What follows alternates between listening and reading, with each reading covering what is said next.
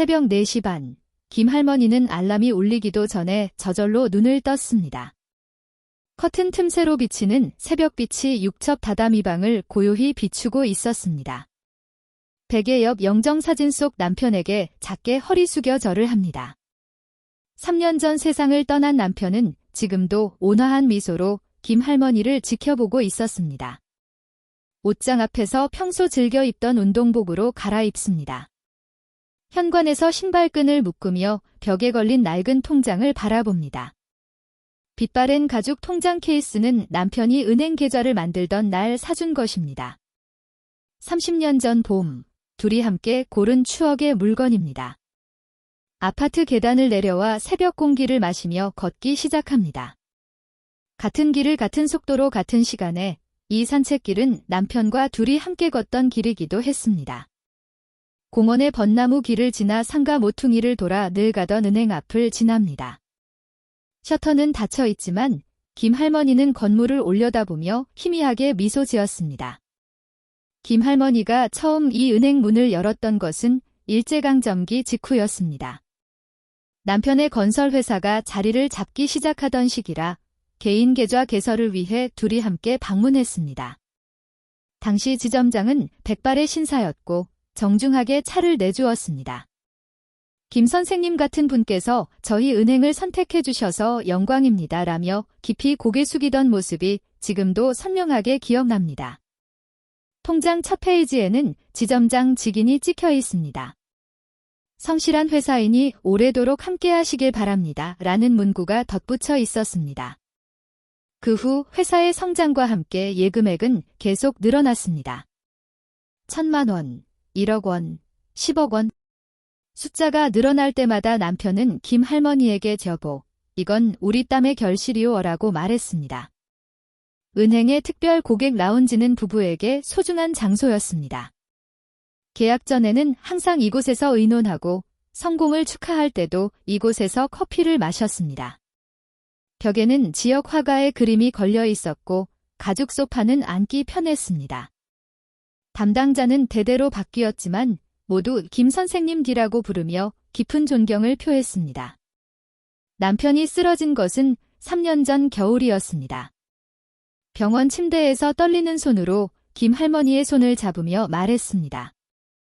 이 통장은 우리의 인생 그 자체요.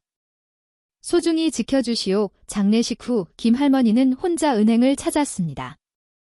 당시 지점장은 눈물을 글썽이며 사모님께 정말 신세 많이 졌습니다 라고 고개 숙였습니다. 그로부터 3년, 김할머니는 변함없이 한 달에 한 번 통장 정리를 위해 이 은행을 방문했습니다. 새로운 지점장으로 바뀌고 직원들의 얼굴도 바뀌었습니다. 라운지는 리모델링되어 현대적인 인테리어가 되었습니다. 그래도 김할머니에게 이곳은 남편과의 추억이 가득한 소중한 장소였습니다. 통장을 펴면 30년의 기록이 새겨져 있습니다.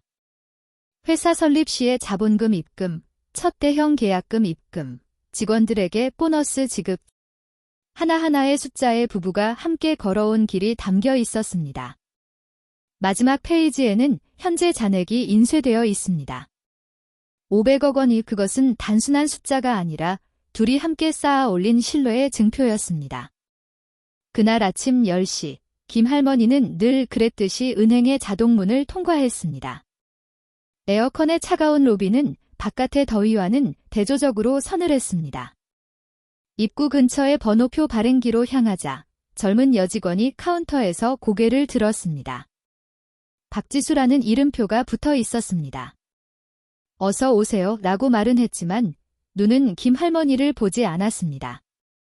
시선은 김할머니의 낡은 앞치마와 구슬 장식 카디건을 한순간 훑어보듯 움직이더니 곧바로 손에 든 서류로 돌아갔습니다. 김할머니가 번호표를 뽑으려 하자 박지수는 기계적인 목소리로 말했습니다. 번호표를 뽑아주세요. 오늘은 혼잡하니 시간이 좀 걸릴 수 있습니다. 김할머니는 조용히 고개를 끄덕이고 발급된 번호표를 손에 들었습니다. 23번 전광판을 보니 현재 15번이 불리고 있었습니다. 대기석으로 향하는 도중 다른 직원과 스쳐 지났습니다. 30대쯤 되는 남성은 김 할머니를 보더니 미간을 찌푸리고 살짝 몸을 뒤로 젖히며 거리를 두었습니다.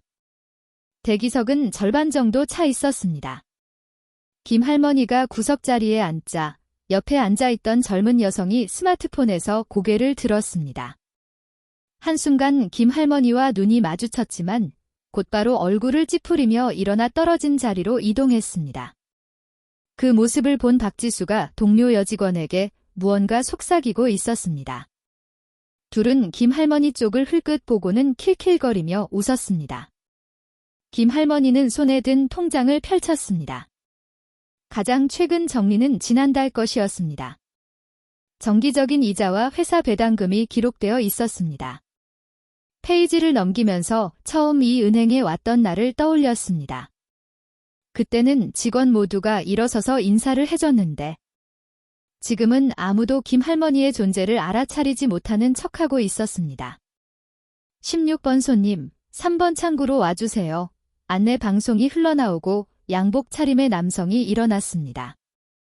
김 할머니는 조용히 기다렸습니다. 에어컨 소리와 직원들의 사무적인 대화만이 들렸습니다. 시계 바늘은 천천히 움직였습니다. 17번, 18번. 젊은 엄마가 아이를 데리고 창구로 향했습니다. 19번, 20번. 중년 남성이 불려갔습니다. 박지수는 가끔 대기석 쪽을 보더니 다시 서류에 시선을 떨어뜨렸습니다. 그럴 때마다 입가에 엷은 미소를 띠고 있는 것이 김 할머니의 눈에 보였습니다.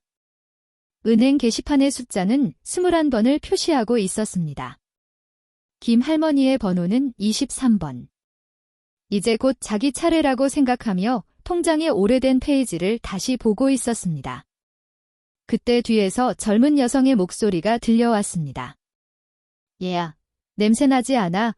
뒤돌아보니 20대 초반으로 보이는 여성 2명이 코를 막으며 소곤거리고 있었습니다. 한 명은 분홍색 원피스를 입은 화려한 여성, 다른 한 명은 남색 정장을 입은 직장인 같아 보이는 여성이었습니다. 진짜. 그것보다 역겨워 직장인 같아 보이는 여성이 과장되게 얼굴을 찌푸렸습니다. 두 사람의 시선은 분명히 김 할머니를 향하고 있었습니다. 김 할머니는 아무 말 없이 다시 통장으로 시선을 돌렸습니다. 오랫동안 사용해 낡기는 했지만 소중히 보관해온 통장이었습니다. 저 할머니 아니야, 분홍색 원피스 여성이 소리 죽여 말했습니다. 근데 차림새가 노숙자 같아 김 할머니가 입고 있는 카디건은 여러 번 빨아서 낡아 보이기는 했습니다. 하지만 이것은 남편이 생일에 사준 것이었습니다. 앞치마도 아침 집안일을 마치고 그대로 입고 왔지만 깨끗하게 세탁한 것이었습니다. 옆자리에 앉아있던 중년 남성도 신문에서 고개를 들어 김 할머니를 흘끗 보더니 크게 한숨을 쉬며 일어나 공기가 안 좋네라고 혼잣말을 하며 떨어진 자리로 이동했습니다. 이 모습을 본 박지수가 카운터 안쪽에서 동료와 킬킬거리며 웃고 있었습니다. 21번 손님, 이 번창구로 와주세요. 안내 방송이 흘러나오고 양복 차림의 남성이 일어났습니다. 김 할머니는 번호표를 확인했습니다. 다음은 22번, 그리고 드디어 자기 차례였습니다. 하지만 뭔가 이상한 기분을 느꼈습니다. 22번 번호표를 가진 사람이 대기석에 보이지 않았습니다. 22번 손님 안 계십니까? 박지수의 목소리가 울렸습니다. 대답이 없음을 확인하자 그녀는 망설임 없이 말을 이었습니다. 그럼 24번 손님, 1번 창구로 와주세요.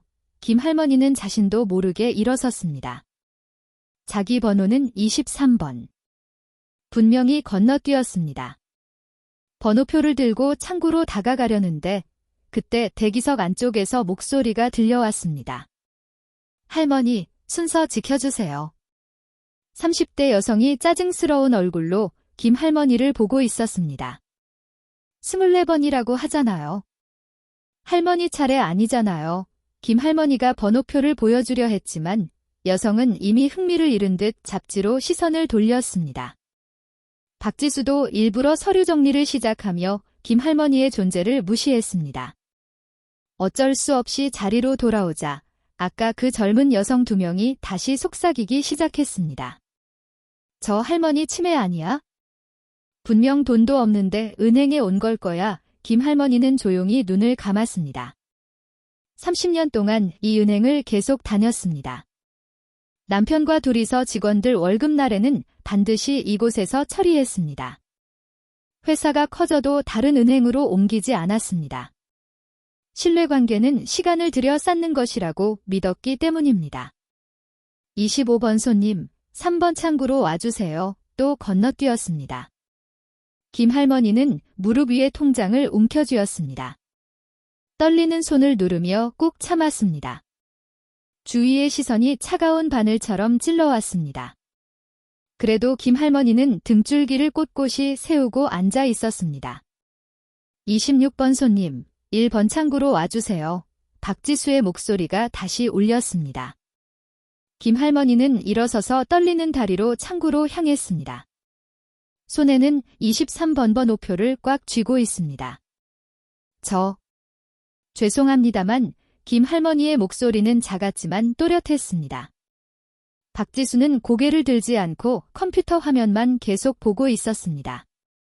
제 번호는 23번인데 아직 불리지 않은 것 같아서요. 그제야 박지수가 고개를 들었습니다. 그 표정은 마치 더러운 것이라도 본 것처럼 일그러져 있었습니다. 손님, 지금은 26번을 부르고 있습니다. 좀 더 기다려주세요. 하지만 24번, 25번, 26번은 불렀는데요. 23번은 순서대로 처리하고 있으니 자리에 앉아 기다려주세요. 박지수의 목소리는 차갑고 단호했습니다. 옆 창구에서는 다른 직원이 26번 손님을 웃는 얼굴로 맞이하고 있었습니다. 이 손님은 김 할머니보다 분명히 늦게 온 사람이었습니다. 김 할머니가 대기석으로 돌아가려는데 이번에는 남자 경비원이 다가왔습니다. 이철수라고 쓰인 이름표를 단 40대 중반의 건장한 남자였습니다. 손님, 다른 손님들께 불편을 드리니 조용히 기다려주세요. 저는 순서를 물어본 것뿐이에요. 김 할머니의 목소리는 온화했지만 이철수는 들으려 하지 않았습니다. 어쨌든 자리로 돌아가세요. 소란 피우시면 곤란합니다. 소란이라니요. 김 할머니는 당황했습니다. 자신은 그저 순서를 확인했을 뿐이었습니다. 30년 동안 다닌 은행에서 이런 대우를 받을 줄은 상상도 못했습니다. 대기석으로 돌아오자 또 새로운 손님이 들어왔습니다. 양복 차림의 여성으로 능숙하게 번호표를 뽑았습니다. 28번, 김 할머니는 자신의 23번을 응시했습니다. 숫자가 흐릿하게 보이는 것은 눈물 때문일까? 27번 손님, 이 번창구로 와주세요. 언제 27번이 왔는지 김 할머니는 알지 못했습니다. 하지만 분명히 자기보다 늦게 온 사람들이 차례차례 불려가고 있었습니다. 주위 손님들도 이제 김 할머니의 존재를 투명 인간처럼 취급했습니다. 젊은 남성이 김 할머니 앞을 지나갈 때 일부러 코를 막았습니다. 뭔가 냄새나네, 이 근처라고 중얼거리며. 박지수는 그 모습을 보고 실실 웃었습니다. 28번 손님, 3번 창구로 와주세요. 방금 들어온 여성이 활기차게 창구로 향합니다. 박지수는 환한 미소로 벗어 오세요 라고 맞이했습니다. 마치 귀한 손님을 맞이하는 듯 정중했습니다. 김 할머니는 조용히 일어섰습니다. 다시 한번 창구로 향합니다. 이번에는 박지수 대신 옆에 있는 남성에게 말을 걸었습니다. 제 번호가 23번인데. 남성은 곤란한 얼굴로 박지수를 보았습니다. 박지수는 한숨을 쉬며 다가왔습니다. 손님, 몇 번이나 말씀드리지만 순서대로 부르고 있습니다. 하지만 저보다 뒷번호 손님들이. 손님, 박지수의 목소리가 갑자기 커졌습니다. 주위 손님들이 일제히 김 할머니를 쳐다봅니다. 다른 손님들도 기다리고 있습니다. 좀 더 참아주실 수 없으신가요? 참으라고. 그 말이 김 할머니의 가슴에 비수처럼 박혔습니다. 자신은 30년 동안 이 은행을 신뢰해왔습니다. 남편과 둘이서 쌓아 올린 재산을 모두 이곳에 맡겨왔습니다. 그런데 참으라고 하다니. 이철수가 다시 다가왔습니다. 손님, 정말 다른 손님들께 불편을 드립니다. 김 할머니는 아무 말 없이 천천히 대기석으로 돌아왔습니다. 통장을 무릎 위에 놓고 빤히 바라보았습니다. 첫 페이지에 그 지점장직인 오래도록 함께 하시길 바랍니다라는 글자가 지금은 비웃는 것처럼 보였습니다. 시계바늘은 11시를 넘고 있었습니다. 김 할머니가 은행에 들어온 지 벌써 1시간이 지났습니다. 괜찮으세요? 작은 목소리가 김 할머니의 귀에 들렸습니다. 고개를 들자 젊은 여직원이 걱정스러운 표정으로 서 있었습니다. 김미소라고 쓰인 이름표가 빛나고 있었습니다. 아직 앳된 티가 남아있는 얼굴로 입사한 지 얼마 안 된 듯 했습니다. 춥지 않으세요? 에어컨이 너무 강한 것 같아서 담요라도 가져다 드릴까요? 김 할머니는 고개를 가로저었습니다. 괜찮습니다. 고마워요. 김미소는 여전히 걱정스러운 얼굴로 김 할머니를 보고 있었지만 안쪽에서 박지수의 날카로운 목소리가 날아왔습니다. 김미소 씨, 서류 정리 아직 안 끝났잖아. 손님 응대는 우리가 할 테니 당신은 뒤에 가서 일해. 하지만 박지수 선배, 이 손님 번호가.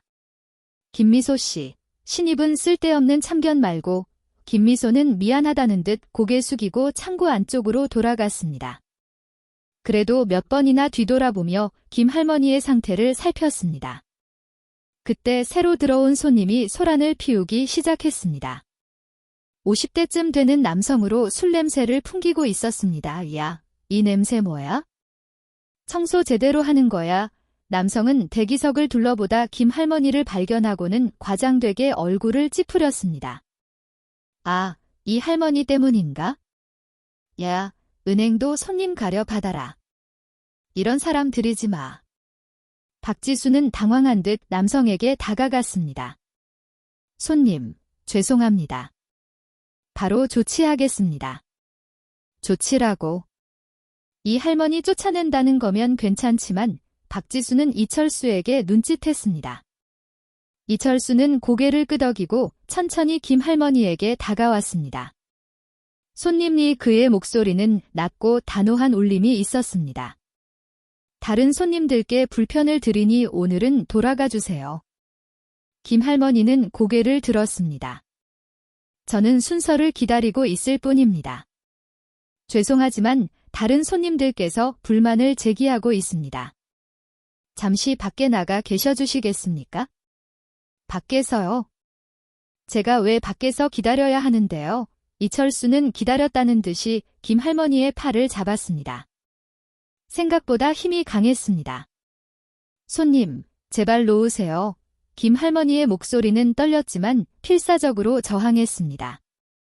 그러나 이철수의 손은 풀리지 않았습니다. 놓으세요, 제발. 이철수는 김 할머니를 일으켜 세우더니 그대로 입구 쪽으로 끌고 가기 시작했습니다. 김 할머니의 발이 엉켜 휘청거렸습니다.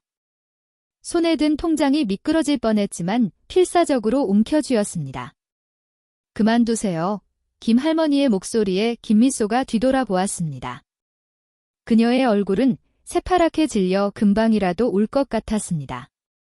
한 걸음 앞으로 나서려 했지만 박지수에게 팔을 붙잡혀 저지당했습니다. 주위 손님들은 마치 구경거리라도 되는 양 그 광경을 지켜보고 있었습니다. 아무도 도와주려 하지 않았습니다. 오히려 민폐 손님이 드디어 제거된다는 안도하는 표정을 짓는 사람도 있었습니다. 자동문이 열리고 한여름의 열기가 쏟아져 들어왔습니다. 이철수는 김 할머니를 밖으로 밀어내듯 손을 놓았습니다. 잠시 밖에서 기다려주세요. 진정되면 다시 오세요. 그렇게 말하고 이철수는 은행 안으로 돌아갔습니다. 자동문이 닫히기 직전 김미소의 슬픈 얼굴이 보였습니다. 그녀는 입술을 깨물며 눈물을 참고 있는 듯 했습니다.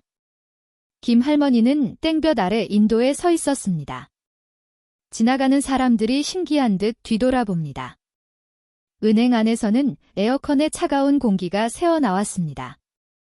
유리창 너머로 박지수가 만족스러운 얼굴로 카운터로 돌아가는 것이 보였습니다. 30년 이 은행을 30년 동안 다녔습니다. 처음 방문했던 날 남편과 손을 잡고 들어섰던 자동문. 지금 그 똑같은 문에서 마치 쓰레기처럼 쫓겨났습니다. 김 할머니는 통장을 가슴에 품었습니다. 땀이 이마에서 흘러내렸습니다. 그래도 움직이지 않았습니다. 그저 빤히 은행 건물을 올려다보고 있었습니다. 김미소가 창문 너머로 자신을 보고 있는 것을 알았습니다. 그녀는 무언가 말하려는 듯 입을 열었지만 박지수에게 불려가 사라졌습니다. 태양은 용서 없이 내리쬐었고 김 할머니의 그림자가 아스팔트 위에 작게 드리워져 있었습니다. 그날 밤 김 할머니는 아파트 6첩방에서 혼자 식탁에 앉았습니다. 소박한 저녁 식사를 녹차와 함께 간단히 마신 후 낡은 일기장을 펼쳤습니다. 남편이 살아있을 때부터 이어온 습관입니다. 오늘의 일을 기록하려 펜을 들었지만 좀처럼 글이 써지지 않았습니다. 대신 책장에서 오래된 앨범을 꺼냈습니다. 세피아색으로 변색된 사진 속에서 젊은 시절의 자신과 남편이 웃고 있었습니다. 건설 회사를 막 시작했을 때입니다. 작업복 차림의 남편 옆에서 김 할머니는 도시락을 들고 서 있었습니다. 여보, 나 오늘 은행에서 너무 심한 일을 겪었어. 영정사진 속 남편에게 중얼거렸습니다. 남편의 미소는 변함없었습니다. 하지만 살아있었다면 뭐라고 했을까? 김 할머니는 일어서서 벽장 안쪽에서 낡은 나무 상자를 꺼냈습니다.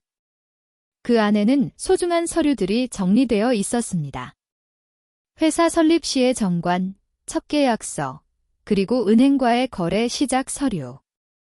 그 안에 특별한 카드가 한 장 있었습니다.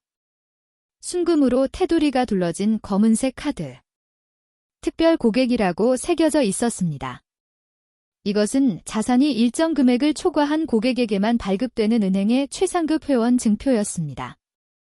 10년 전, 당시 지점장이 직접 집까지 가져다 주었습니다. 김 선생님께 정말 감사드립니다. 이 카드는 저희 은행의 신뢰의 증표입니다. 그때 지점장의 말을 떠올리며 김 할머니는 카드를 빛에 비춰보았습니다. 흠집 하나 없는 아름다운 카드였습니다. 하지만 오늘 은행에서는 이 카드의 존재조차 모르는 직원들 뿐이었습니다. 일기장으로 향해 천천히 쓰기 시작했습니다. 1997년 봄, 처음으로 1억 원을 넘겼습니다. 남편은 돈은 사람을 변하게 하지만 우리는 변하지 말자고 약속했습니다. 2003년 여름, 회사가 자리를 잡고 직원도 100명이 넘었습니다. 하지만 우리는 매일 아침 5시에 일어나 현장을 보러 갔습니다. 땀 흘리는 것을 잊고 싶지 않았으니까요.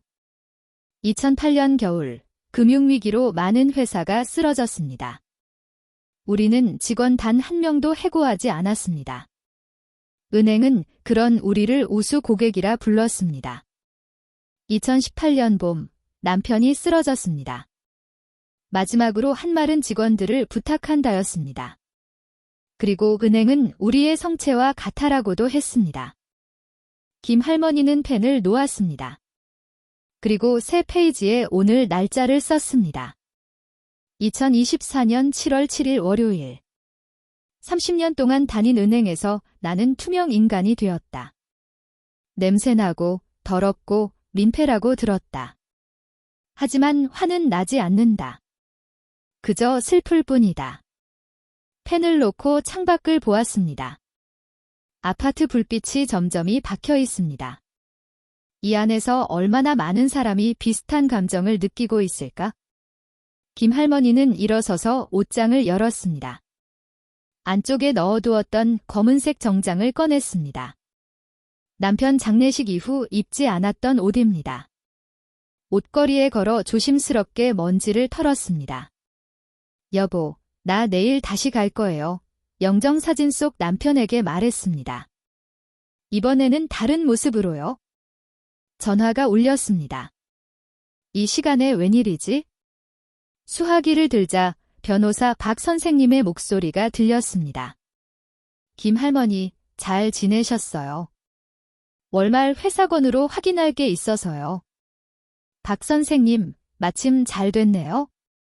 내일 시간 좀 내주실 수 있을까요? 물론이죠. 무슨 문제라도 있습니까?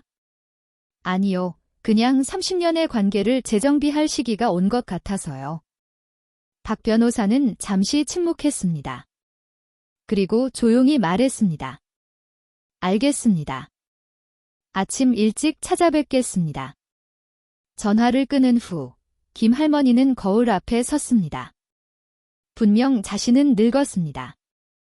머리는 희고 얼굴에는 깊은 주름이 새겨져 있습니다. 하지만 눈은 아직 살아있었습니다. 남편과 함께 싸워왔던 그때의 눈이었습니다. 특별 고객 카드를 손에 들고 다시 한번 바라보았습니다. 이 카드가 내일 어떤 의미를 가지게 될까? 김 할머니는 조용히 미소 지었습니다. 밤이 깊어갑니다. 김 할머니는 정좌하고 불단 앞에서 손을 모았습니다. 화요일 아침, 김 할머니는 새벽 4시에 눈을 떴습니다. 평소보다 30분 일찍입니다. 커튼 틈새로 비치는 희미한 불빛이 남편의 영정사진을 부드럽게 비추고 있습니다. 김 할머니는 불단 앞에 정좌하고 향을 피웠습니다. 여보, 오늘은 중요한 날이에요. 연기가 피어오르며 영정사진 속 남편에게 고합니다. 어제 저는 은행에서 쫓겨났어요. 30년이나 다닌 그 은행에서요. 당신이라면 어떻게 했을까요? 영정사진 속 남편은 여전히 온화하게 미소 짓고 있습니다. 김 할머니는 그 미소를 보며 기억을 더듬었습니다.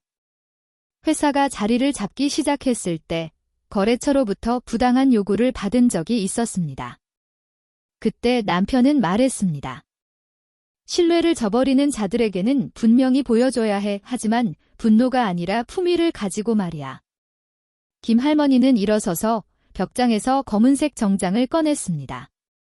남편 장례식 이후 3년 동안 입지 않은 옷입니다. 조심스럽게 옷걸이에서 꺼내 다리 밑판에 펼쳤습니다. 하나하나의 주름을 펴면서 마치 의식처럼 준비를 진행했습니다. 흰 블라우스를 입고 정장을 걸쳤습니다. 거울 앞에 선이 단정하고 기품 있는 한 여성이 서 있었습니다. 진주 목걸이를 걸고 머리를 정돈합니다. 마지막으로 검은색 가죽 가방을 손에 들었습니다. 가방 속을 확인합니다. 지갑, 도장, 그리고 가장 중요한 것 안주머니에서 카드 한 장을 꺼냈습니다. 특별 고객 카드. 순금으로 테두리가 둘러진 검은색 카드는 묵직했고 표면에는 제스페시아의 커스터머라는 문자와 김하연이라는 이름이 새겨져 있었습니다. 이것은 은행의 최상급 고객에게만 발급되는 특별한 증표였습니다. 10년 전, 당시 지점장이 직접 집까지 가져다 주었습니다. 김 선생님 같은 분께야말로 꼭 가져주셨으면 하는 카드입니다. 라며 깊이 고개 숙였습니다. 그 이후 김 할머니는 이 카드를 사용한 적이 없습니다. 남편은 정말 필요할 때까지 소중히 넣어두라고 말했습니다. 지금이 그때일까?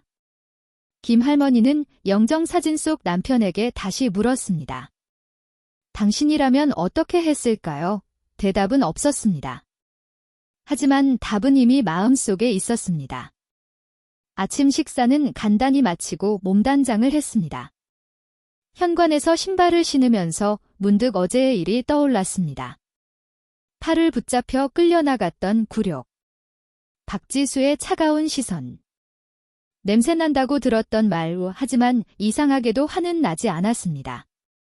그저 조용한 결의만이 있었습니다.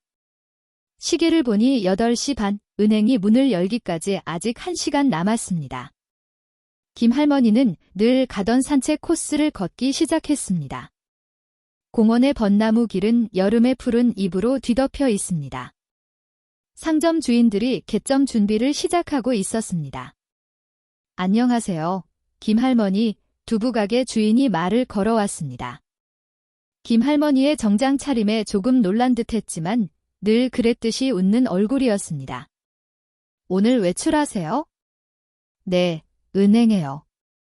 그러세요. 더워질 것 같으니 조심하세요.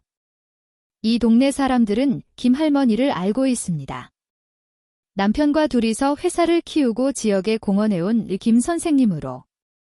하지만 은행에서는 어제 아무도 김 할머니를 몰랐습니다. 알려고 하지도 않았습니다. 9시 20분, 김 할머니는 은행 앞에 섰습니다. 자동문은 아직 닫혀 있습니다. 개점을 기다리는 손님 몇 명이 이미 줄을 서 있었습니다. 9시 30분, 셔터가 올라가고 자동문이 열렸습니다. 직원들이 일렬로 서서 손님을 맞이합니다. 그 안에 박지수와 이철수의 모습도 있었습니다. 김 할머니는 크게 숨을 들이쉬었습니다. 그리고 천천히 걸어 들어갔습니다. 검은색 정장, 진주 목걸이, 가죽 가방, 그리고 무엇보다 그 단아한 자세. 어제와는 전혀 다른 김 할머니가 은행 자동문을 통과했습니다. 김 할머니가 은행 로비에 발을 들여놓는 순간 공기가 바뀌었습니다. 번호표 발행기로 향하지 않고 곧바로 카운터로 발걸음을 옮겼습니다. 또각또각 울리는 굽소리가 조용한 로비에 울려 퍼졌습니다. 박지수가 고개를 들었습니다. 어제 쫓아냈던 할머니라는 것을 알아차리기까지 몇 초가 걸렸습니다.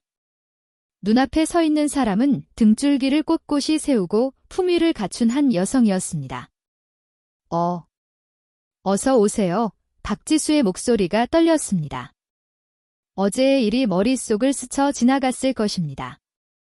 하지만 프로답게 침착함을 가장하려 했습니다. 번호표를 뽑아주세요. 김 할머니는 미동도 하지 않았습니다. 그저 조용히 박지수의 눈을 응시했습니다. 그 시선에 박지수는 자신도 모르게 시선을 피했습니다. 손님. 김 할머니는 천천히 가방을 열었습니다. 가죽 잠금쇠가 딸깍 소리를 내며 열리는 동안 박지수는 침을 꿀꺽 삼키며 지켜보았습니다. 그리고 김 할머니의 손에 쥐어진 것을 보는 순간 박지수의 얼굴에서 핏기가 사라졌습니다. 검은색 카드. 순금으로 테두리가 둘러진 이 카드. 박지수의 목소리가 갈라졌습니다. 은행원으로서 연수 때 단 한 번 보았던 전설의 카드. 실물을 보는 것은 처음이었습니다. 김 할머니는 말없이 카드를 카운터 위에 놓았습니다. 묵직한 소리가 울렸습니다. 마치 운명의 문을 두드리는 소리처럼. 확인하겠습니다. 박지수의 손이 떨렸습니다. 카드를 집어드는 것조차 망설여졌습니다. 옆자리 직원이 무슨 일인가 하고 쳐다보다 똑같이 숨을 들이켰습니다. 특별 고객 카드. 누군가 중얼거렸습니다. 그 말이 로비의 파문처럼 퍼져나갔습니다. 대기석에 있던 손님들도 심상치 않은 분위기를 감지했습니다. 이철수가 경비실에서 나와 상황을 살피고 있었습니다. 어제 팔을 잡고 쫓아냈던 할머니가 지금은 완전히 다른 사람처럼 카운터에 서 있습니다. 그 손에는 본 적 없는 검은색 카드가 들려 있었습니다. 박지수는 떨리는 손으로 단말기를 조작했습니다. 카드를 리더기에 넣습니다. 1초, 2초, 3초. 화면에 표시된 정보를 보고 박지수는 작게 비명을 질렀습니다. 김하연 고객님, 특별 고객 전용 계좌 잔액의 숫자의 자릿수를 다시 세어봅니다. 1, 2, 3. 틀림없었습니다. 500억 원. 잠시만 기다려주세요. 박지수는 자리를 박차고 일어섰습니다. 서류를 흩뿌리며 안쪽으로 달려갑니다. 그 허둥지둥하는 모습에 로비가 술렁거렸습니다. 김미소가 다른 카운터에서 걱정스러운 눈으로 보고 있었습니다. 어제 유일하게 김 할머니에게 친절하게 말을 걸어줬던 신입 직원입니다. 그녀는 김 할머니의 변모에 놀라면서도 어딘가 안도하는 표정을 짓고 있었습니다. 1분 후 안쪽에서 발소리가 들려왔습니다. 한두 명이 아니었습니다. 여러 명이, 그것도 급한 발소리였습니다. 가장 먼저 나타난 것은 지점장이었습니다. 50대 중반의 건장한 남성으로 평소에는 차분한 태도로 알려져 있었습니다. 하지만 지금은 이마에 식은땀을 흘리며 넥타이를 고쳐매고 종종 걸음으로 달려왔습니다. 김 선생님, 지점장의 목소리가 떨렸습니다. 대단히 죄송합니다. 곧바로 특별실로 안내해 드리겠습니다. 괜찮습니다. 김 할머니의 목소리는 조용했지만 단호한 울림이 있었습니다. 여기서 말씀드리겠습니다. 지점장은 당황했습니다. 특별 고객은 일반적으로 일반 로비가 아닌 특별실에서 응대하는 것이 원칙입니다. 하지만 김 할머니의 표정을 보고 무슨 사정이 있음을 짐작했습니다. 알겠습니다. 그럼 지점장은 주위를 둘러보았습니다. 이미 많은 손님들이 주목하고 있었습니다. 직원들도 긴장한 채 지켜보고 있었습니다. 1번 창구를 김 선생님 전용으로 준비하겠습니다. 박지수는 새파랗게 질린 얼굴로 구석에 서 있었습니다. 지점장 스스로 의자를 끌어당겨 김 할머니를 앉혔습니다. 마치 여왕을 맞이하는 듯 정중했습니다. 김 할머니는 천천히 앉았습니다. 가방을 무릎 위에 놓고 등줄기를 꼿꼿이 세웠습니다.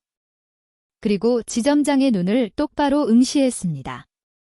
지점장은 그 시선에서 무언가를 느꼈습니다.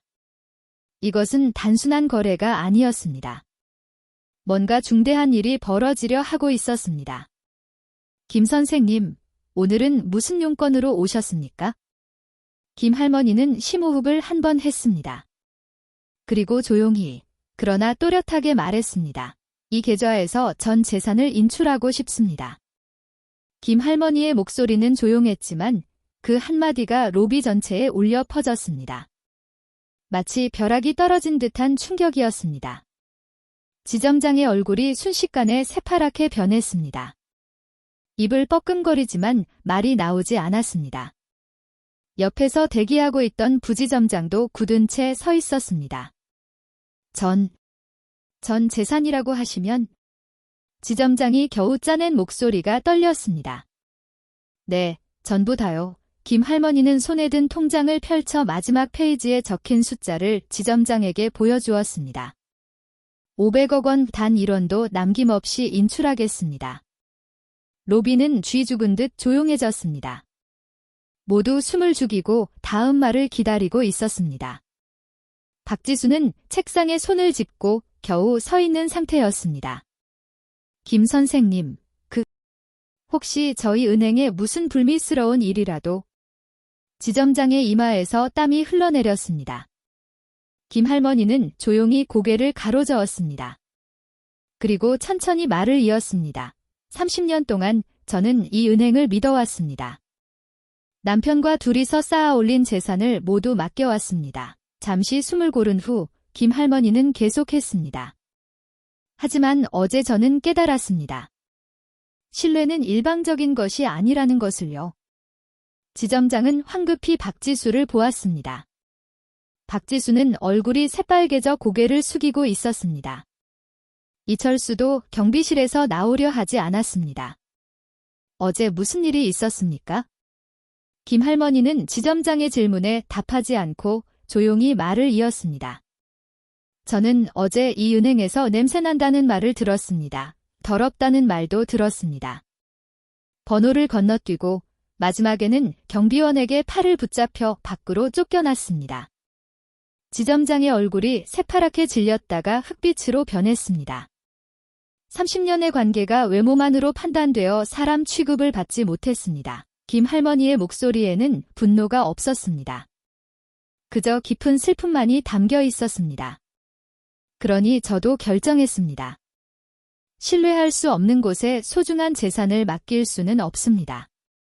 지점장은 무릎이 떨리는 것을 필사적으로 억누르며 어떻게든 사태를 수습하려 했습니다. 김 선생님, 부디 다시 한번 생각해 주십시오. 책임자로서 진심으로 사과드립니다. 깊이 고개를 숙이는 지점장. 그러나 김 할머니의 표정은 변하지 않았습니다. 사과는 됐습니다. 그저 절차를 진행해 주세요. 하지만 500억 원이라는 금액은 본부 승인도 필요하고.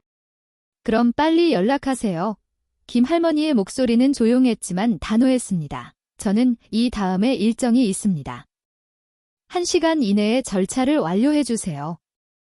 지점장은 땀을 닦으며 황급히 본부에 전화를 걸기 시작했습니다. 긴급 상황입니다. 특별 고객 김 선생님께서 전액 인출을 500억 원입니다. 전화 너머에서 고함 소리가 들려왔습니다. 지점장은 수화기를 귀에서 떼지 못하고 필사적으로 설명했습니다. 그 모습을 김 할머니는 조용히 지켜보고 있었습니다. 어제 자신이 아무리 부탁해도 아무도 들어주지 않았는데 지금은 모두가 자신의 한마디 한마디에 귀를 기울이고 있었습니다. 김미소가 조심스럽게 물을 가져왔습니다.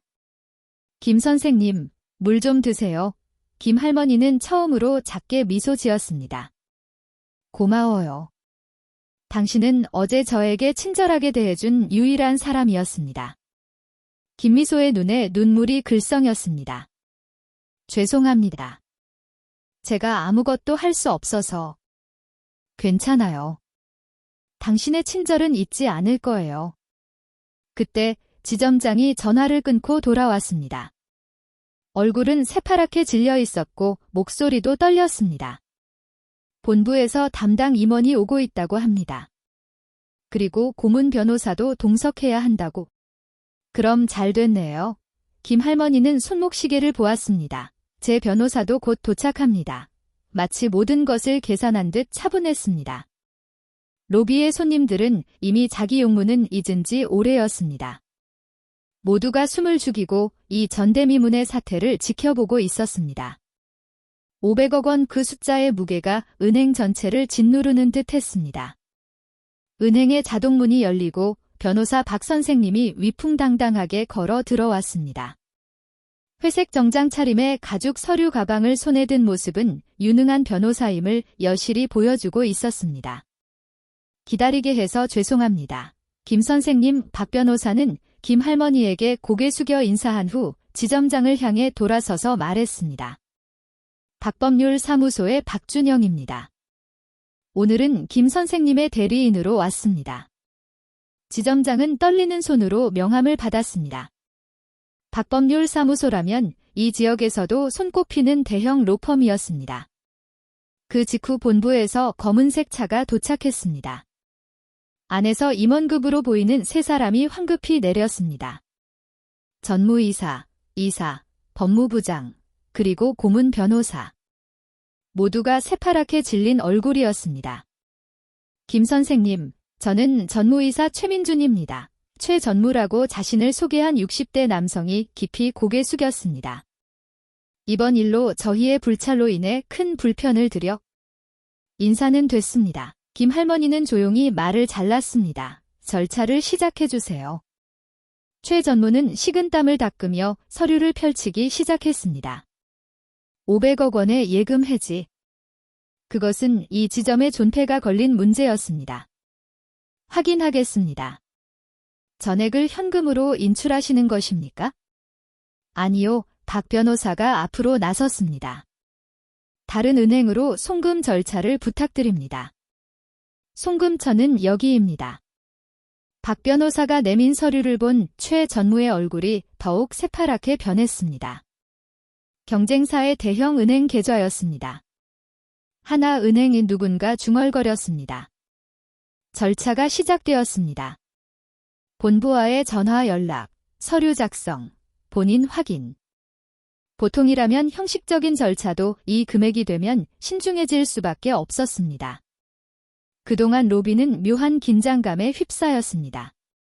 다른 손님들은 이미 자기 용무는 잊은 채 이 전대미문의 사태를 지켜보고 있었습니다.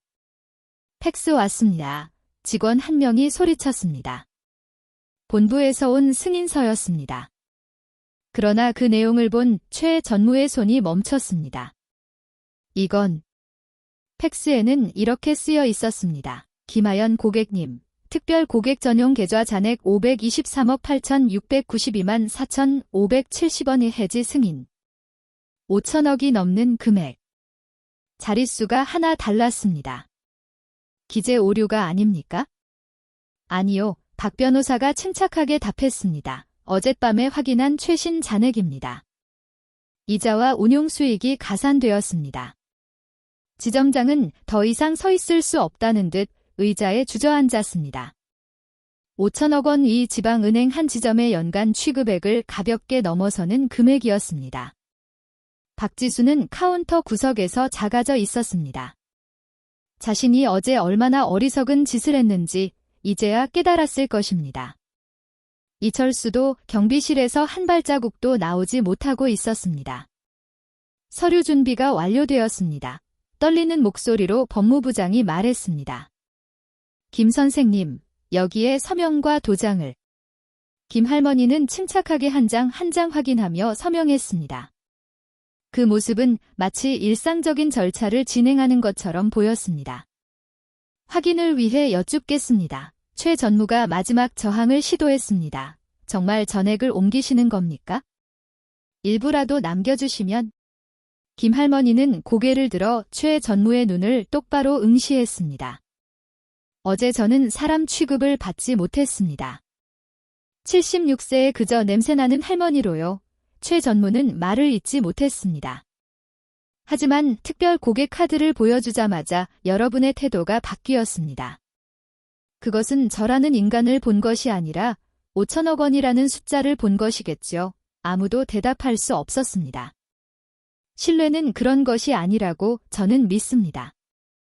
절차는 순조롭게 진행되었습니다.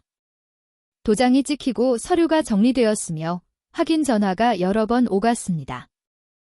11시 30분 모든 절차가 완료되었습니다.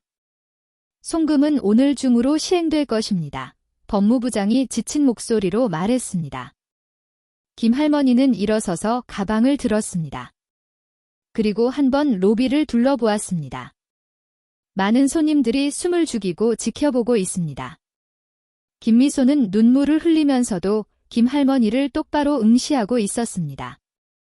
박지수는 고개조차 들지 못했습니다. 30년 동안 감사했습니다. 김 할머니는 조용히 고개 숙였습니다.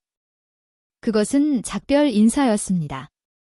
박 변호사와 함께 은행을 나서는 김 할머니의 뒷모습을 아무도 말없이 배웅했습니다. 자동문이 닫히는 순간 지점장은 무릎이 풀려 바닥에 주저앉았습니다. 은행을 나선 김 할머니는 박 변호사와 헤어져 걸어서 10분 정도 거리에 있는 하나 은행으로 향했습니다. 한여름 햇볕은 강렬했지만 김 할머니의 발걸음은 가벼웠습니다. 자동문을 통과하자 시원한 공기가 김 할머니를 맞이했습니다. 입구 근처에 서 있던 젊은 여직원이 곧바로 알아차리고 다가왔습니다. 어서 오세요. 20대 중반쯤으로 보이는 그 여성은 따뜻한 미소를 짓고 있었습니다. 이름표에는 김인지라고 쓰여 있었습니다. 저희 은행은 처음이신가요? 네, 계좌를 만들고 싶어서요. 안내해 드리겠습니다. 김인지는 김 할머니를 창가 밝은 자리로 안내했습니다. 도중에 연세 지긋한 남성과 스쳐 지났는데 그 직원도 어서 오세요라고 정중하게 고개 숙였습니다. 음료는 무엇으로 하시겠어요? 차, 커피, 물을 준비해 드릴 수 있습니다만. 차를 마실 수 있을까요? 알겠습니다. 잠시만 기다려주세요. 이민지가 자리를 비운 동안 김 할머니는 실내를 둘러보았습니다. 깔끔한 인테리어, 잔잔한 음악, 그리고 무엇보다 직원들의 자연스러운 미소. 어제의 불쾌했던 은행과는 마치 다른 세상 같았습니다. 기다리게 해서 죄송합니다. 이민지가 녹차를 가져왔습니다. 고상한 찻잔에 적당한 온도의 차가 담겨 있었습니다. 그럼 계좌 개설 절차를 진행하겠습니다. 오늘은 일반 보통 예금 계좌로 괜찮으실까요? 아니요. 사실은 김 할머니는 박 변호사에게서 받은 서류를 내밀었습니다. 송금 예정 통지서. 금액을 본 이민지의 손이 한순간 멈칫했습니다. 5천억 원 그러나 곧바로 침착함을 되찾고 전문적인 태도를 유지했습니다. 알겠습니다. 이처럼 거액의 거래는 지점장님께서 직접 인사드리고 싶다고 하십니다. 괜찮으실까요? 네. 몇 분 후 50대 지점장이 나타났습니다. 위압감보다는 오히려 친근한 분위기의 남성이었습니다. 처음 뵙겠습니다. 지점장 김성훈입니다. 이번에 저희 은행을 선택해 주셔서 진심으로 감사합니다. 김 지점장은 깊이 고개 숙였지만 그것은 금액에 대한 것이 아니라 한 명의 새로운 고객에 대한 존경처럼 느껴졌습니다. 김 선생님, 괜찮으시다면 저희 은행을 선택해 주신 이유를 들을 수 있을까요? 김 할머니는 잠시 생각한 후 조용히 대답했습니다. 오늘 아침 우연히 이 앞을 지나가다가 지팡이를 짚은 어르신이 들어오시는 것을 봤습니다. 그때 입구에 있던 경비원분이 재빨리 달려가 문을 잡아주시더군요. 김 지점장과 이민지는 묵묵히 듣고 있었습니다. 사소한 일일지도 모릅니다. 하지만 그 자연스러운 친절함을 보고 여기라면 신뢰할 수 있을지도 모른다고 생각했습니다. 감사합니다. 김 지점장의 목소리에는 진심 어린 감사가 담겨 있었습니다. 저희는 금액에 많고 적음에 상관없이 모든 고객을 소중히 여기는 것을 이념으로 삼고 있습니다. 김 선생님께서도 저희와 오래도록 함께 해주시면 좋겠습니다. 절차는 순조롭게 진행되었습니다. 이민지는 정중하게 그러나 강요하지 않고 필요한 사항을 설명했습니다. 도장을 찍을 곳을 가리킬 때도 여기에 해주시면 될까요? 라고 확인했습니다. 김 선생님, 통장은 어떤 종류가 좋으실까요? 일반 통장과 커버가 있는 통장이 있습니다만 일반 통장으로 괜찮습니다. 저는 통장 하나를 오래 쓰는 것을 좋아해서요. 멋지네요. 소중히 사용해 주시는 고객은 저희에게도 기쁜 일입니다. 김인지의 말에 김 할머니의 눈가가 촉촉해졌습니다. 이 젊은 직원은 매뉴얼이 아니라 마음으로 말하고 있다는 것을 알 수 있었습니다. 모든 절차가 끝나고 새로운 통장을 받았을 때 김 할머니는 깊은 안도를 느꼈습니다. 통장 첫 페이지에는 오늘 날짜와 김성훈 지점장의 직인이 찍혀 있었습니다. 김 선생님 일어서려던 김 할머니에게 이민지가 말을 걸었습니다. 언제든 다시 들러주세요. 차 한잔하러 오시는 것만으로도 괜찮습니다. 고마워요. 김 할머니는 진심 어린 미소를 지었습니다. 분명 다시 올 거예요. 은행을 나설 때 입구의 경비원이 정중하게 문을 열어주었습니다. 감사합니다라는 인사를 받으며 김 할머니는 여름 햇볕 속으로 걸어 나갔습니다. 가슴에 아는 새 통장은 30년 전 그날처럼 희망으로 가득 차 있었습니다. 다만 이번에는 금액이 아니라 사람의 따뜻함에 대한 희망이었습니다. 김 할머니는 조용히 눈물을 흘렸습니다. 이것은 슬픔의 눈물이 아니라 사람의 친절에 감동했을 때의 따뜻한 눈물이었습니다. 그날 오후 지방은행 본부는 벌집을 쑤신 듯 난리가 났습니다. 5천억 원의 자금 이동은 즉시 금융감독원에 보고되었고 언론에 알려졌습니다. 특별 고객의 전액 인출 소식은 순식간에 퍼져나갔습니다. 처음에는 경제 뉴스로 다루어졌지만 사태의 경위가 밝혀지면서 보도의 논조는 바뀌어 갔습니다. 다음 날 지방신문 일면에는 이렇게 쓰여 있었습니다. 지방은행, 고령자 차별로 거액 자금 유출, 직원의 서비스 태도 문제, 익명의 제보자에 의한 상세한 증언이 실려 있었습니다. 그것은 그날 로비에 있던 손님 중 한 명의 것이었습니다. 어르신에게 냄새난다고 쫓아내는 장면을 봤습니다. 경비원이 팔을 잡고 억지로 밖으로 내쫓았습니다. 사람으로서 있을 수 없는 광경이었습니다. SNS에서는 더욱 격렬한 반응이 일어났습니다. 샵사인 노인차별은행이라는 해시태그가 트렌드에 오르고 은행의 평판은 바닥으로 떨어졌습니다. 우리 할머니도 저런 취급을 받았다. 되모로 사람을 판단하는 최악의 은행. 예금 전부 인출할 거야. 이 비난은 멈추지 않았습니다. 그리고 우려했던 사태가 현실이 되었습니다. 다음 주 월요일, 은행의 각 지점에는 해지를 요구하는 고객들이 쇄도했습니다. 특히 고령층의 해지가 잇따랐습니다. 나도 언제 쫓겨날지 모르니까 70대 여성 고객은 그렇게 말하며 30년 된 계좌를 해지했습니다. 본부의 추산에 따르면 일주일 만에 약 300억 원의 예금이 유출되었습니다. 이것은 김 할머니의 5천억 원과는 별개였습니다. 긴급 임원회의가 열렸습니다.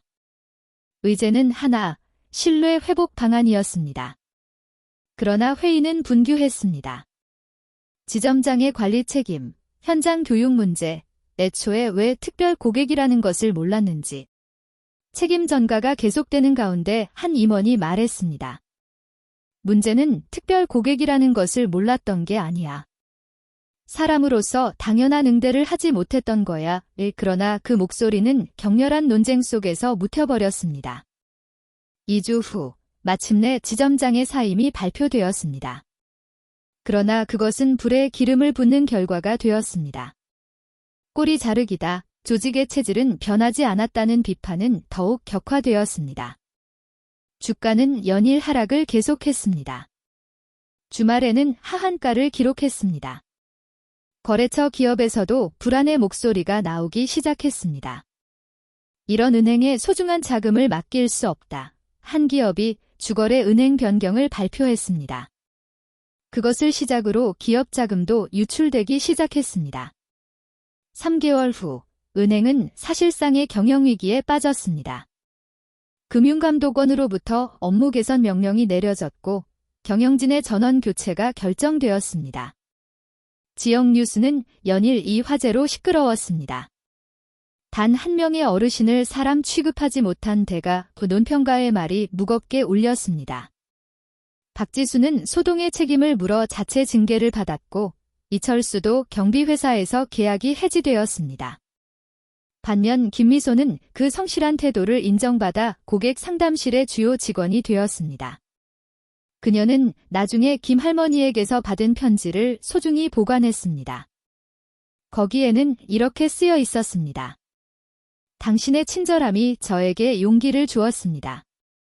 앞으로도 그 마음을 소중히 간직하세요. 은행 간판은 이전의 빛을 잃었습니다. 지나가는 사람들은 그 차별 은행지라고 수군거렸습니다. 30년 동안 쌓아 올린 신뢰는 단 하루 만에 무너져 내렸습니다. 그리고 그 신뢰를 되찾기 위해서는 더 오랜 시간이 걸릴 것임을 모두가 이해하고 있었습니다. 지역에 뿌리내린 은행으로 사랑받았던 존재는 이제 반면교사로 전해지게 되었습니다. 돈을 맡기기 전에 마음을 맡겨라에 새로 취임한 은행장의 말은 헛되이 울렸습니다. 잃어버린 신뢰의 무게를 그들은 뼈저리게 알게 되었습니다. 계절은 흘러 가을의 기운이 느껴질 무렵이 되었습니다. 김 할머니는 여전히 매일 아침 5시에 산책을 계속했습니다. 다만 걷는 코스가 조금 바뀌었습니다. 이전 은행 앞을 지나가는 일은 없어졌고 대신 상가를 천천히 걷게 되었습니다. 그날 저녁 김 할머니는 오랜만에 조금 멀리 있는 상가까지 발길을 옮겼습니다. 저녁 식사를 사려고 작은 반찬 가게에 들어갔습니다. 수제 반찬 은혜라는 간판이 따뜻한 빛을 내고 있었습니다. 어서 오세요. 밝은 목소리가 울렸습니다. 고개를 들자 앞치마를 두른 젊은 여성이 웃는 얼굴로 김 할머니를 맞이했습니다. 그 얼굴을 보고 김 할머니는 한순간 멈칫했습니다. 박지수였습니다. 그날 냄새난다며 자신을 쫓아냈던 은행 직원. 지금은 머리를 뒤로 묶고 화장기 없는 맨얼굴로 반찬가게 점원으로 일하고 있었습니다. 박지수도 김 할머니를 알아차렸습니다. 얼굴이 한순간 새파랗게 질렸지만 이내 깊이 고개를 숙였습니다. 어서 오세요. 목소리는 떨렸지만 도망치지는 않았습니다. 가게 안에는 손님 몇 명이 있었습니다. 모두 동네 어르신들이었습니다. 지수야, 오늘 추천 메뉴가 뭐니? 지팡이를 짚은 80대 할머니가 정겹게 말을 걸었습니다. 오늘은 돼지갈비찜이 맛있게 됐어요. 그리고 시래기 나물도요. 박지수는 정중하게 대답하며 팩에 반찬을 담았습니다. 아이고, 항상 고마워. 지수가 만든 나물은 부드러워서 좋아. 감사합니다. 하지만 아직 멀었습니다. 박지수의 표정은 은행에 있을 때와는 완전히 달랐습니다. 거만함이나 깔보는 태도도 없었습니다. 그저 열심히 일하는 한 젊은이가 그곳에 있었습니다. 다른 연세 지긋한 남성이 계산대로 향했습니다. 잔돈을 세는데 시간이 걸렸습니다. 천천히 하세요. 괜찮습니다. 박지수는 재촉하지 않고 온화하게 기다렸습니다. 미안하네. 늙으면 이런 것도 느려져서. 아닙니다. 저희 할머니도 똑같으세요. 박지수는 다정하게 웃었습니다. 그리고 잔돈을 함께 세기 시작했습니다. 김 할머니는 그 광경을 조용히 지켜보고 있었습니다. 그날 번호표를 건너뛰고 냄새난다며 쫓아냈던 똑같은 인물이 이제는 어르신들에게 살갑게 다가가고 있었습니다. 손님들이 돌아간 후 박지수가 김 할머니에게 다가왔습니다. 김 선생님, 저를 기억해 주셔서 잊을 리가요. 박지수는 깊이 고개 숙였습니다. 이번에는 진심 어린 사과였습니다. 정말 죄송했습니다. 그날의 저를 지금도 부끄럽게 생각합니다. 이제 괜찮아요. 김 할머니는 조용히 말했습니다. 그것보다 여기서 일하는구나. 내 은행을 그만두고 한동안 아무것도 할 마음이 없었는데 여기 할머니가 저를 고용해 주셨어요. 박지수는 가게 안쪽을 가리켰습니다. 그곳에는 70대 여성 사장님이 인자하게 웃으며 반찬을 만들고 있었습니다. 처음에는 어르신들과 접촉하는 것이 무서웠어요. 하지만 이곳 손님들은 모두 따뜻해서 박지수의 눈에 눈물이 글썽였습니다. 가르쳐 주셨어요. 사람을 겉모습이나 나이로 판단하는 것이 얼마나 어리석은 일인지요. 김 할머니는 묵묵히 듣고 있었습니다. 오늘도 단골 할아버지가 전쟁 때 이야기를 해주셨어요. 곤궁을 함께 나누었던 이야기. 모두 함께 도우며 살아왔다는 이야기. 박지수는 계속했습니다. 은행에 있을 때의 저는 숫자밖에 보지 못했습니다. 효율성이라든지 이익이라든지. 하지만 정말 소중한 것은 그런 것이 아니었네요. 김 할머니는 반찬팩을 집어 들었습니다. 돼지갈비찜과 시래기 나물. 이거 살게요. 감사합니다. 박지수는 정중하게 포장했습니다. 그리고 계산할 때 작은 종이 가방을 곁들였습니다. 이건 서비스예요. 오늘 만든 우엉 조림입니다. 아이고, 괜찮은데. 아니요, 받아주세요. 최소한의. 박지수는 말을 잇지 못했습니다. 김 할머니는 다정하게 웃었습니다. 고마워요. 맛있게 먹을게요. 가게를 나서려는데 박지수가 말했습니다. 김 선생님. 그날 김미소 씨, 신입 김미소 씨가 김 선생님께 친절하게 대해준 덕분에 지금 고객 상담실에서 열심히 일하고 있습니다. 김 선생님 같은 일을 다시는 겪지 않도록 하기 위해서라고요. 김 할머니는 뒤돌아보았습니다. 그래, 잘 됐구나. 저도 언젠가 사람의 마음에 다가갈 수 있는 사람이 되고 싶습니다. 박지수의 얼굴은 진지했습니다. 김 할머니는 고개를 끄덕였습니다. 그리고 조용히 가게를 나섰습니다.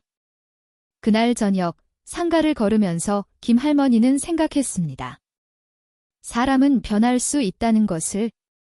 중요한 것은 그 기회를 주는 것과 배우려는 마음이라는 것을. 손에 든 반찬 봉투에서 따뜻한 향기가 풍겨왔습니다. 그것은 반성과 성장의 향기이기도 했습니다. 겨울이 다가오는 아침, 김 할머니는 늘 그랬듯이 5시에 눈을 떴습니다. 오늘도 아파트 계단을 내려와 산책을 나섭니다. 입김이 희게 피어오르고 도시는 아직 잠들어 있습니다. 공원의 벚나무 길은 잎이 다 떨어져 앙상한 가지만 남아 있었습니다. 봄에는 또 아름다운 꽃을 피울 것입니다. 김할머니는 천천히 걸으면서 지난 몇 달간의 일을 되돌아보았습니다. 그날 은행에서 쫓겨났던 굴욕. 정장을 입고 찾아갔던 다음 날 5천억 원의 자산 이동. 그리고 새로운 은행에서의 따뜻한 만남. 상가에 들어서자 이른 아침부터 문을 연 두부가게 주인이 말을 걸어왔습니다. 안녕하세요, 김할머니. 안녕하세요. 오늘도 춥네요. 감기 조심하세요. 사소한 인사에도 사람과 사람의 따뜻한 연결이 느껴졌습니다. 김할머니는 새삼 그것을 실감했습니다. 산책길은 이전 코스로 돌아와 있었습니다. 그 은행 앞도 이제는 아무렇지 않게 지나갑니다. 건물은 변함없이 그곳에 있었습니다. 다만 간판은 새로 바뀌었고 지역과 함께라는 표어가 걸려 있었습니다. 김할머니는 멈추지 않고 그 앞을 지나갔습니다. 원망도 분노도 없었습니다. 아파트로 돌아오자 우편함에 편지 한 통이 들어 있었습니다. 발신인은 김미소. 그날 유일하게 친절하게 말을 걸어줬던 신입 직원이었습니다. 방으로 돌아와 봉투를 뜯었습니다. 편지지에는 정성스러운 글씨로 근황이 적혀 있었습니다. 김 선생님 덕분에 저는 소중한 것을 배웠습니다. 지금은 고객 상담실에서 한 분 한 분의 목소리에 귀 기울이고 있습니다. 때로는 따끔한 말씀도 듣습니다만 그것도 귀한 배움이라고 생각합니다. 언젠가 김 선생님처럼 진정으로 강하고 따뜻한 사람이 되고 싶습니다. 김 할머니는 조용히 미소 지었습니다. 불단 앞에 앉아 남편의 영정사진에게 말을 걸었습니다. 여보, 제가 한 일은 옳았을까요? 영정사진 속 남편은 여전히 온화하게 미소 짓고 있습니다. 이것은 복수가 아니에요. 김 할머니는 혼잣말처럼 중얼거렸습니다. 신뢰를 깨뜨리는 자들에게는 배움이 필요해요. 그리고 배우려는 자들에게는 기회가 필요해요. 창밖을 보니 해가 떠오르기 시작했습니다. 새로운 하루의 시작입니다. 김 할머니는 일어서서 부엌에서 차를 끓였습니다. 그리고 일기장을 펼쳤습니다. 2024년 겨울. 사람은 누구나 겉모습이나 나이, 가진 것에 상관없이 그 사람 자체로 대우받아야 합니다. 저는 그것을 잊은 사람들에게 작은 교훈을 주었습니다. 하지만 정말 중요한 것은 그 후입니다. 사람은 변할 수 있고, 배울 수 있고, 성장할 수 있습니다. 박지수 씨나 김미소 씨처럼요. 펜을 놓고 김 할머니는 심호흡을 했습니다. 돈은 단순한 숫자일 뿐입니다. 하지만 신뢰는 다릅니다. 신뢰는 사람과 사람 사이에 생겨나는 귀한 것입니다. 그것을 깨뜨리는 것은 한순간이지만 쌓는 데는 오랜 시간이 걸립니다. 저는 앞으로도 계속 걸을 것입니다. 매일 아침 5시에 일어나 이 동네를 걸을 것입니다.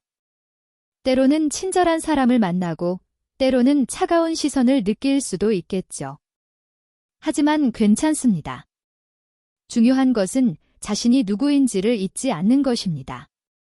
일기장을 닫고 김 할머니는 창밖을 보았습니다. 동네가 조금씩 움직이기 시작합니다. 사람들이 새로운 하루를 시작하고 있습니다. 그 안에는 분명 어제와는 다른 자신이 되려고 노력하는 사람도 있을 것입니다. 김 할머니는 다시 한번 산책을 나가기로 했습니다. 이번에는 평소와는 다른 길을 걸어볼까 생각했습니다. 현관에서 신발을 신으면서 김 할머니는 생각했습니다. 76세, 아직 배울 것이 많습니다. 만날 사람도 많습니다. 그리고 전할 수 있는 것도 많습니다. 밖으로 나서자 차가운 공기가 뺨을 스쳤습니다. 하지만 이상하게도 마음은 따뜻했습니다. 김 할머니는 천천히 걷기 시작했습니다. 그날과 똑같은 산책길을 이번에는 당당하게 등줄기를 꼿꼿이 세우고 앞을 보며 한 걸음 한 걸음 확실한 발걸음으로 이 동네에서 이 인생을 끝까지 걸어가기 위해 그리고 만나는 모든 사람에게 무언의 메시지를 보내기 위해 사람은 사람으로서 대우받아야 합니다. 그것이 우리가 살아가는 단 하나의 이유이니까요. 아침 해가 김할머니의 뒷모습을 부드럽게 비추고 있었습니다. 작지만 확실한 한 걸음이 새로운 이야기를 써 내려갔습니다. 신뢰는 혹독했지만 사람으로서 살아가는 귀한 이야기였습니다. 오늘 이야기는 어떠셨나요? 76세 김할머니가 가르쳐준 것, 그것은 사람을 겉모습이나 나이로 판단하는 어리석음, 그리고 신뢰의 진정한 무게였습니다. 은행에서 냄새난다는 말을 듣고 쫓겨났던 한 할머니. 하지만 그분은 5천억 원이라는 거액의 자산을 가진 특별 고객이었습니다. 숫자로 태도를 바꾸는 사람들. 그것은 우리 사회의 축소판일지도 모릅니다. 하지만 이 이야기에는 희망도 있었습니다. 김미소 씨처럼 처음부터 사람으로서 대하는 사람. 박지수 씨처럼 잘못을 통해 배우고 변화하려는 사람. 그리고 김할머니처럼 품위를 가지고 교훈을 주는 사람. 저희 진생 역전 극장은 앞으로도 마음에 울림을 주는 실화를 전해드리겠습니다. 만약 오늘 이야기가 마음에 남았다면 꼭 좋아요 버튼을 눌러주세요. 그것이 저희에게 큰 힘이 됩니다. 그리고 채널 구독도 부탁드립니다. 매일 새로운 감동적인 이야기를 전달하고 있습니다. 알림을 켜두시면 신작을 놓치지 않으실 거예요. 댓글창에는 여러분의 경험이나 감상을 남겨주세요. 나도 비슷한 경험을 했다, 생각할 거리가 많았다 등 어떤 말씀이든 괜찮습니다. 여러분의 목소리가 다음 이야기를 만드는 힘이 됩니다. 인생 역전 극장에서는 나이나 위치에 관계없이 인생의 전환점이 된 순간들을 그리고 있습니다. 때로는 눈물 나고, 때로는 용기를 얻고, 그리고 반드시 무언가를 배울 수 있는 그런 이야기를 매일 전달해 드립니다. 마지막으로 김할머니의 말씀을 다시 한번 전합니다. 사람은 사람으로서 대우받아야 합니다. 이 당연한 것이 당연하게 실현되는 사회가 되기를 바랍니다. 그럼 내일 이야기에서 다시 만나요. 인생 역전 극장이었습니다.